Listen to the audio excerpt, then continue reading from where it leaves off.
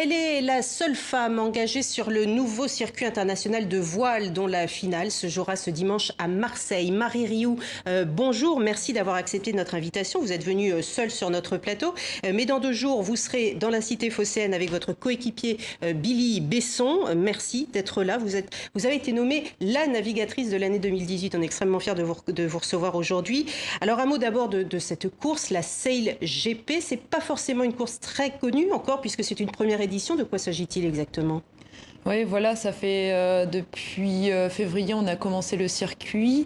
Donc c'est 6 bateaux, 6 équipes engagées. Chaque équipe représente un pays. Et il y a eu 5 épreuves cette année. Donc on va faire la dernière épreuve, la finale à Marseille la semaine prochaine. Et sur des bateaux exceptionnels qui vont à peu près à 50 nœuds. Donc ce sont des bateaux très rapides.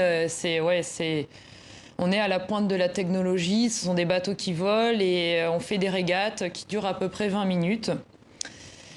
Et je suis ravie de faire partie de cette équipe française. Justement, vous êtes la seule femme en plus. Alors vous faites partie de l'équipage français, mais vous êtes la seule femme à participer à cette course. Pourquoi ? C'est parce que ça demande une force physique exceptionnelle que vous maîtrisez peut-être ? Non, j'ai la chance en fait de naviguer depuis maintenant plusieurs années avec Billy Besson, le skipper du bateau, et en fait qui m'a proposé de faire partie de l'équipe. Donc, et votre rôle sur le bateau, sur le catamaran ? Mon rôle, on dit contrôleuse de vol. C'est-à-dire que j'ai des manettes en fait et je joue sur le foil, donc c'est ce qui touche l'eau sur le bateau. Et du coup, c'est l'équilibre du bateau. Le but étant de garder le bateau à 1 mètre de l'eau à peu près pendant toute la régate pour aller le plus vite possible. Donc c'est véritablement des catamarans qui volent. Qu'est-ce qui touche l'eau à part les foils ? Rien d'autre ? Les foils et les safrans à l'arrière. D'accord. Ouais. Et vous êtes 5 au total sur ce bateau, si on peut encore appeler ça un bateau parce que... On appelle ça un bateau, ça reste de la régate. On est 5, il y a Billy qui barre le bateau, Mathieu qui règle l'aile. Et on a Olivier, Tim et un 3e, ils tournent des grinders qui sont vraiment la puissance du bateau. Et alors dans cette Sail GP, donc les 6 bateaux sont identiques, donc c'est l'équipage qui fait la différence pour le coup. Exactement, c'est de la monotypie, donc bateau identique. Et du coup, c'est les hommes, les bonhommes à bord qui font la différence pour...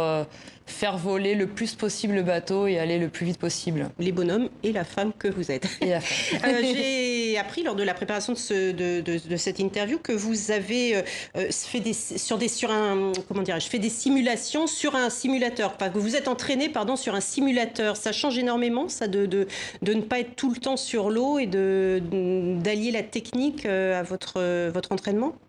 Oui, ça change. C'est vrai que c'est assez nouveau dans le milieu de la voile. On peut voir ça aussi dans le milieu de la Formule 1, mais c'est assez nouveau dans le milieu de la voile. Et du coup, il y a un simulateur qui a été créé. Ils ont recréé le cockpit du F50 avec les 3 postes de l'arrière sur des vérins. Donc on a vraiment la plateforme qui bouge, un écran à 300 degrés.